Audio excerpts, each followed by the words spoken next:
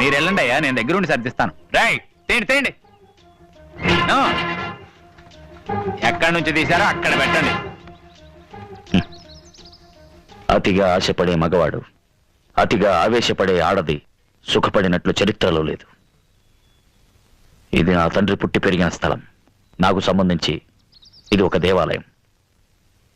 ఇక ముందైనా జాగ్రత్తగా చూసుకోండి. ఇచ్చావుగా బాబు. అది ఇల్లు కాపాడటానికి, ఇది మిమ్మల్ని కాపాడుకోవడానికి.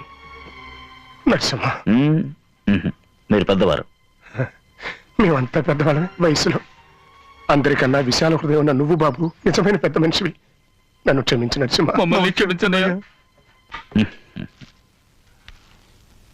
బాబాయ్, జీవితంలో ఒకటి మాత్రం గుర్తుంచుకోండి.